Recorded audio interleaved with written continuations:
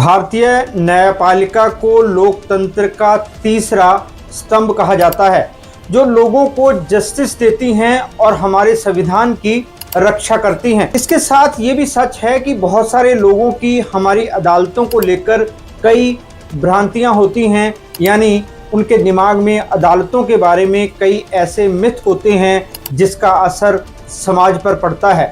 असल बात यह है कि उनको पता ही नहीं होता कि अदालतों का सिस्टम कैसे काम करता है। डिटेक्टिव होने के नाते मेरे पास ऐसे कई केस आते हैं जिनमें एक बात निकल कर आती है कि लोगों के मन में अदालतों को लेकर जो मिथ्स थे उनकी वजह से उन्होंने अपना ही केस खराब कर लिया। मिसाल के तौर पर अगर किसी की शादी में कुछ प्रॉब्लम चल रही होती है तो कपल को लगता है कि कोर्ट में केस कर दो, पार्टनर को मजा चखाओ और सब ठीक हो जाएगा।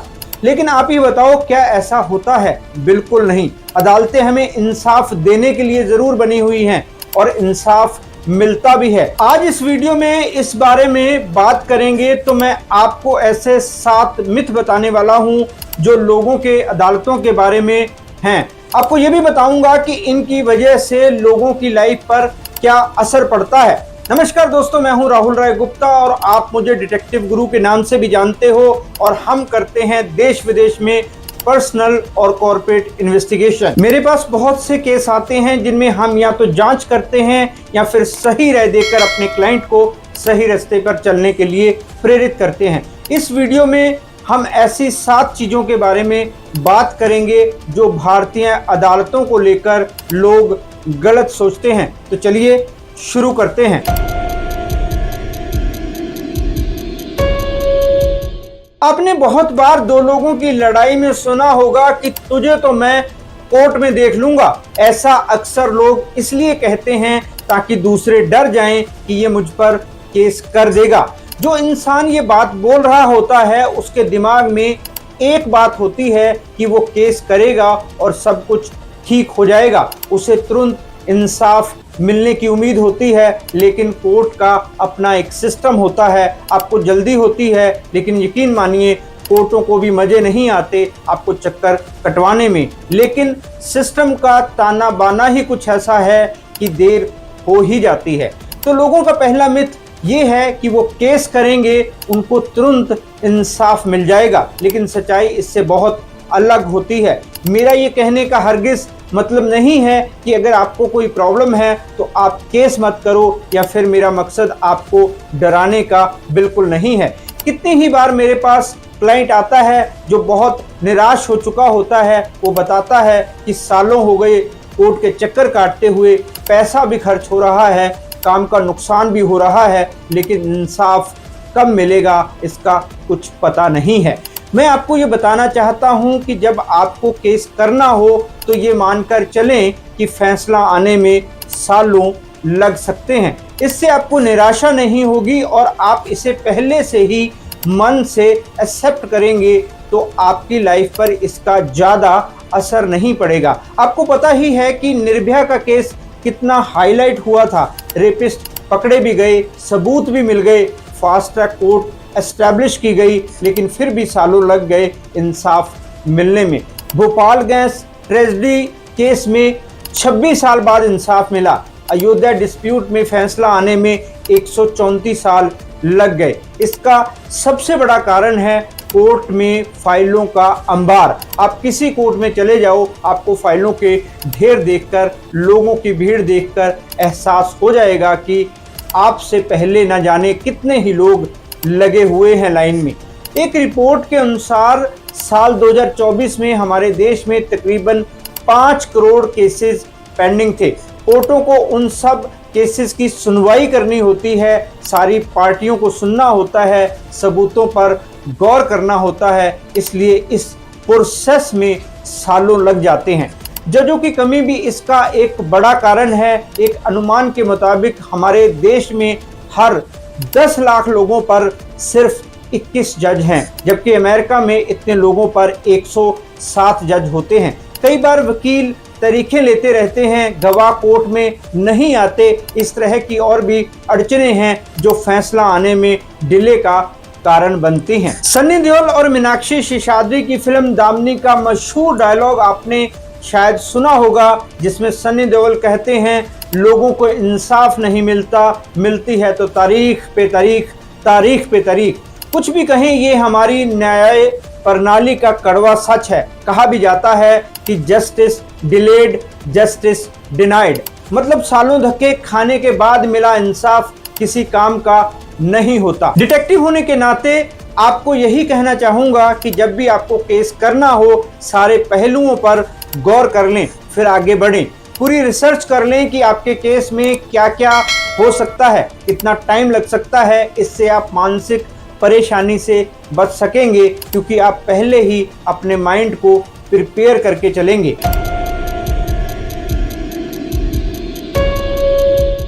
दोस्तों, हमारे देश की अदालतों को लेकर लोगों को जो दूसरा मिथ है वो ये है कि सुप्रीम कोर्ट हर चीज को सॉल्व कर सकती है। लोगों को लगता है कि सुप्रीम कोर्ट हर नेशनल मुद्दे में दखल दे सकती है और हर मुद्दे पर सुनवाई कर सकती है, जबकि सच्चाई ये है कि सुप्रीम कोर्ट सिर्फ उन केसों की सुनवाई कर सकती है जो उसके न्याय क्षेत्र के अंदर आते हैं, मतलब उसके ज्यूरिडिक्शन में होते हैं। ऐसे कुछ मामले हैं जो मैं आपको बताने जा रहा हूं, जैसे कॉन्स्टिट्यूशनल मुद्दे, लोअर कोर्ट्स की अपीलें, ऐसे केस जिनकी नेशनल इम्पोर्टेंस हो। आपने देखा होगा कि सुप्रीम कोर्ट बहुत सारी पिटीशंस को खारिज कर देती है क्योंकि वो उसके कानूनी क्राइटेरिया को पूरा नहीं करती। कई बार लोग मीडिया का इंटेंशन पाने के लिए सुप्रीम कोर्ट में PIL डाल देते हैं। PIL का पूरा नाम है पब्लिक इंटरेस्ट लिटिगेशन, इसको हिंदी में जनहित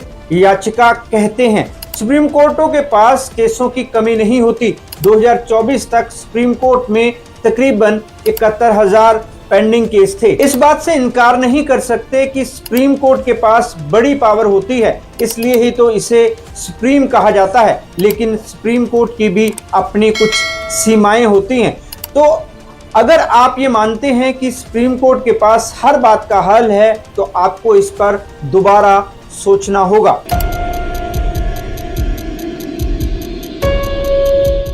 दोस्तों, इस वीडियो में हम बात कर रहे हैं अदालतों के बारे में लोगों के मन में जो गलत धारणाएं हैं। पहला मिथ ये कि कोर्ट जाएंगे और तुरंत इंसाफ मिल जाएगा। दूसरा मिथ ये कि सुप्रीम कोर्ट हर चीज का इलाज है। अब हम बात करते हैं तीसरे मिथ की, जो ये है कि निचली अदालत मतलब लोअर कोर्ट सुप्रीम कोर्ट के मुकाबले कम इम्पोर्टेंट है। कई लोगों को लगता है कि लोअर कोर्ट के पास उतनी पावर नहीं होती जितनी सुप्रीम कोर्ट के पास होती है। लेकिन सच्चाई ये है कि हमारे देश में तकरीबन 90% केसों के फैसले इन लोअर कोर्टों में ही होते हैं। आपको जानकर शायद हैरानी होगी कि ज्यादातर केस तो सुप्रीम कोर्ट पहुंचते ही नहीं, क्योंकि सुप्रीम कोर्ट सिर्फ उन केसों की ही सुनवाई करती है जो पूरे देश से जुड़े होते हैं। बड़े बड़े केस जिला अदालतों और हाई कोर्टों में लड़े जाते हैं, तो ये मानना कि लोअर कोर्ट की हैसियत या पावर सुप्रीम कोर्ट से कम है, बिल्कुल गलत है।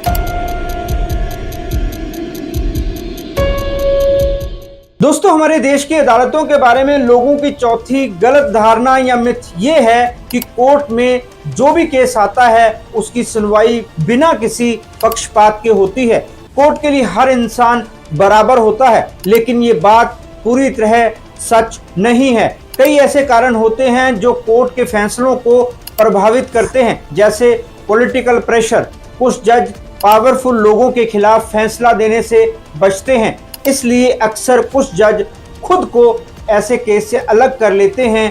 ये उनके लिए आसान तरीका होता है। सोशल मीडिया का जमाना है, इसमें खबरें बड़ी तेजी से फैलती हैं।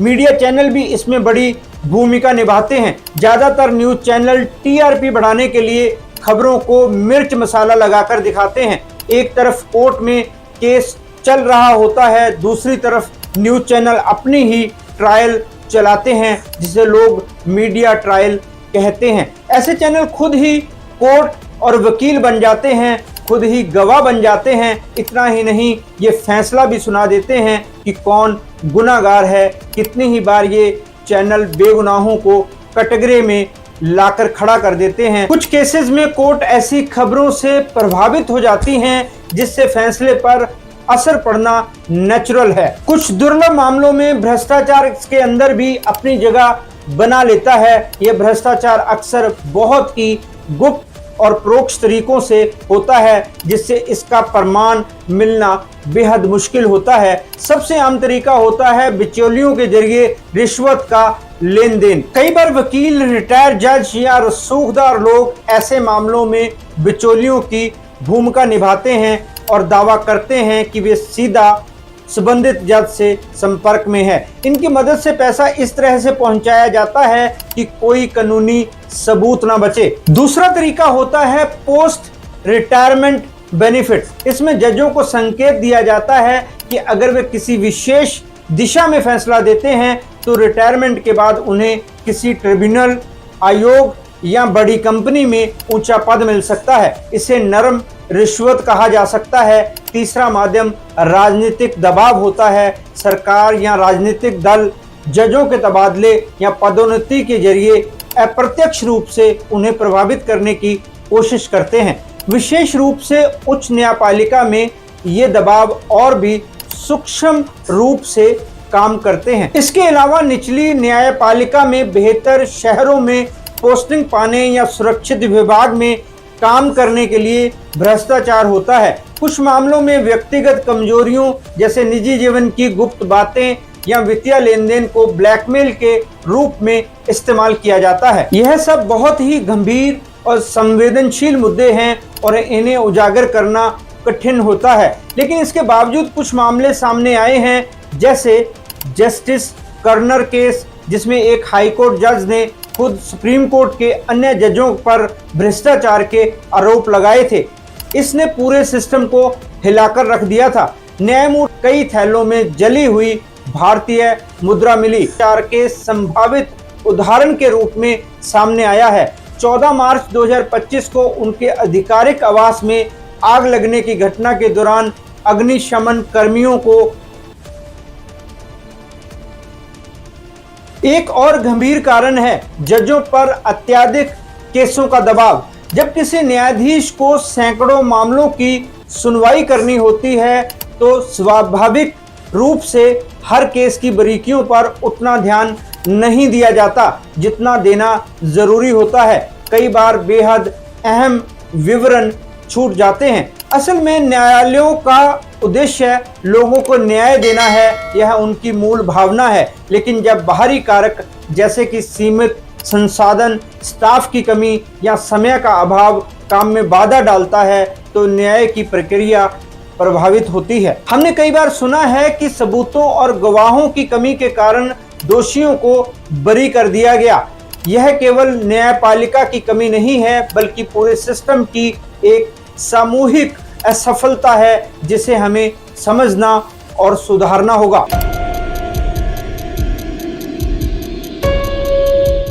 दोस्तों, मैंने आपको 4 ऐसी गलत धारणाएं बताई जो हमारी अदालतों को लेकर लोग सोचते हैं। अब हम 5वें मिथ की बात करते हैं।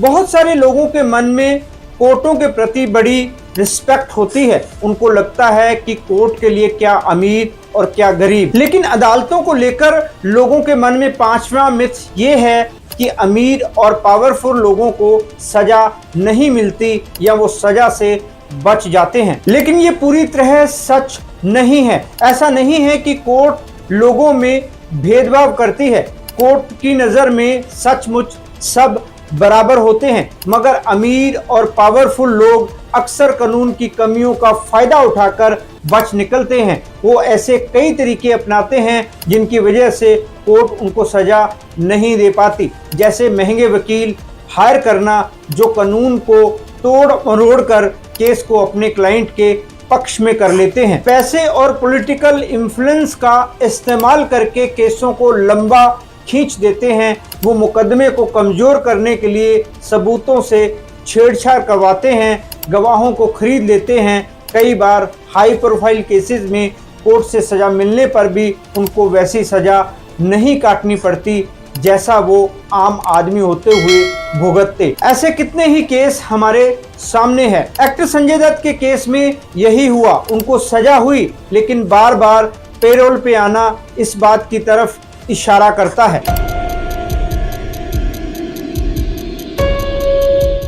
करप्शन हमारे देश की जड़ों को खोखला करता है।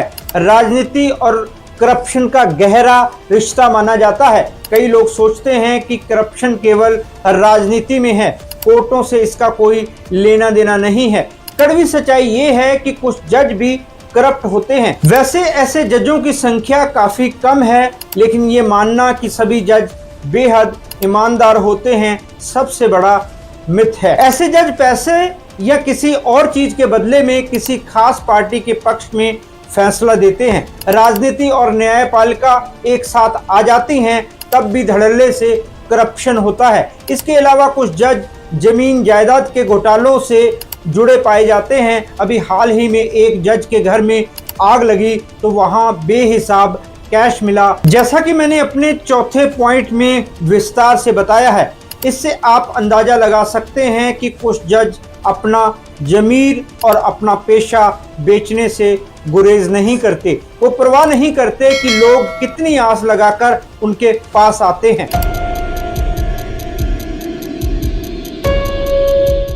दोस्तों, मैंने आपको ऐसे 6 मिथ बताए कि लोग हमारी अदालतों के बारे में क्या सोचते हैं। अब हम बात करने जा रहे हैं 7वें और सबसे अहम मिथ की, और वो ये है कि कई लोगों को लगता है कि हमारे देश में कोई भी कभी भी आसानी से और बिना ज़्यादा पैसे खर्च किए किसी पर भी केस कर सकता है। इस बात में कोई सच्चाई नहीं है। केस फाइल करने में पेपर तैयार करने की फीस, वकील की फीस लगती है। जो टाइम देना पड़ता है उससे काम का नुकसान होता है। डेली लाइफ में बहुत सारी एडजस्टमेंट्स करनी पड़ती हैं। कई बार तो कोर्ट केस के चक्कर में रिश्ते तक दाम पर लग जाते हैं। मैं अपने कई क्लाइंट्स को देखता हूं कि उनकी लाइफ कोर्ट केस लड़ने में ही बीत रही होती है। खासकर पोस्ट मैट्रिमोनियल के केस, मतलब शादी के बाद हस्बैंड वाइफ के बीच जो डिस्प्यूट होते हैं, उनके केस लड़ने में सालों लग जाते हैं। बहुत सारा पैसा और टाइम लगाना पड़ता है। कुछ लोग तो डिप्रेशन में चले जाते हैं, उनकी सारी सेविंग्स केस में खर्च हो जाती है। इसलिए ये बात दिमाग से निकाल दें कि कोर्ट में केस करना चुटकियों का काम है और बिना हींग फिटकरी लगाए आपको चोखा रंग मिल जाएगा। मतलब बिना पैसा खर्च किए आपको इंसाफ मिल जाएगा। दोस्तों, इस वीडियो का मेन मकसद है आपको हमारी कोर्ट्स के सिस्टम से रूबरू कराना, लेकिन इसका मतलब ये नहीं है कि आपको कोई प्रॉब्लम आए तो आप इन चीज़ों से डरकर केस ही दर्ज ना करें। ये चीज़ें मैंने आपको इसलिए बताई हैं कि आपके साथ कुछ भी हो और आप केस करना चाहें तो इन चीज़ों का ध्यान रखें ताकि आपको कोई सरप्राइज ना मिले जो आपको अंदर तक हिला दे। जब भी आपको कोर्ट जाने की ज़रूरत पड़े तो इन चीज़ों को एक बार वेरीफाई जरूर कर लें, क्योंकि टाइम टाइम पर चीज़ें बदलती रहती हैं। भारत की अदालतें सिर्फ इमारतें नहीं हैं, ये न्याय का मंदिर हैं। लेकिन जब इन मंदिरों में देरी, दबाव और भ्रष्टाचार की परछाई पड़ती है तो आम नागरिकों का भरोसा डगमगाने लगता है। हर साल लाखों केस अदालतों में पेंडिंग रहते हैं और कई बार निर्दोषों को सजा मिलती है या अपराधी छूट जाते हैं, सिर्फ इसलिए क्योंकि सिस्टम में सुधार नहीं हुए। आज जरूरत है एक ऐसे न्यायिक सिस्टम की जो तेज हो, जवाबदेह हो और तकनीक से लैस हो। न्याय सिर्फ कागजों पर नहीं, हकीकत में दिखना चाहिए और इसके लिए जरूरी है ठोस, व्यापक और ईमानदार न्यायिक सुधार। आइए बात करते हैं कि कैसे जुडिशियल सिस्टम में रिफॉर्म लाए जा सकते हैं।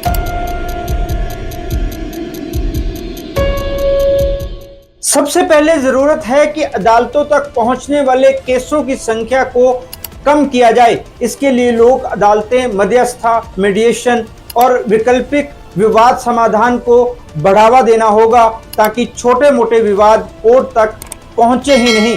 इससे न्यायपालिका गंभीर मामलों पर अपना ध्यान केंद्रित कर सकेगी।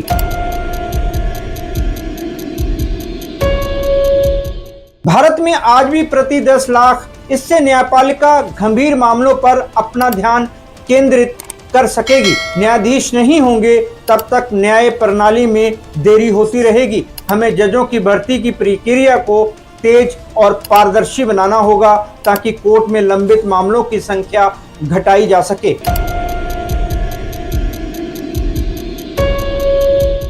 वर्चुअल हियरिंग, ई फाइलिंग और आर्टिफिशियल इंटेलिजेंस आधारित केस ट्रैकिंग जैसे डिजिटल टूल्स को हर कोर्ट में अनिवार्य किया जाना चाहिए। इससे न्याय प्रणाली न केवल तेज होगी बल्कि पारदर्शिता भी बढ़ेगी और भ्रष्टाचार की गुंजाइश घटेगी।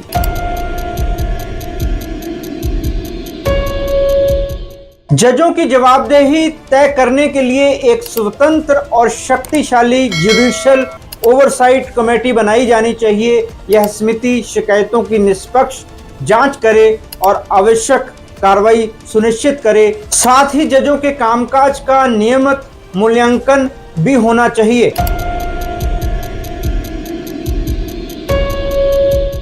हर केस के लिए एक अधिकतम समय सीमा तय होनी चाहिए, जैसा कि आपराधिक मामलों को 2 साल में और दीवानी मामलों को 3 साल में सुलझाने का लक्ष्य है। इससे लोगों को यह भरोसा मिलेगा कि उन्हें समय पर न्याय मिलेगा और justice delayed is justice denied सिर्फ एक कहावत नहीं रहेगा।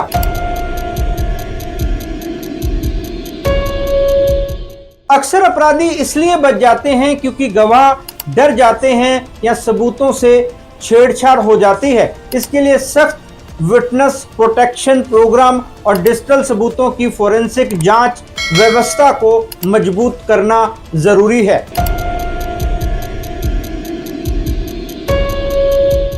आज के समय में साइबर क्राइम, डिजिटल एविडेंस और राष्ट्रीय सुरक्षा जैसे क्षेत्रों में जजों की समझ को और बेहतर बनाने के लिए नियमित ट्रेनिंग होनी चाहिए। इससे जज जमीन से जुड़े रहेंगे और तकनीकी रूप से सक्षम बन सकेंगे। आपको ये वीडियो कैसा लगा कमेंट में जरूर बताएं। आपके कोई सवाल हो तो आप कमेंट करके पूछ सकते हैं। हम आपके लिए ऐसे ही यूजफुल वीडियो लाते रहेंगे। तब तक अपना और अपनों का ख्याल रखें, खुश रहें, मस्त रहें। जय हिंद। डिटेक्टिव गुरु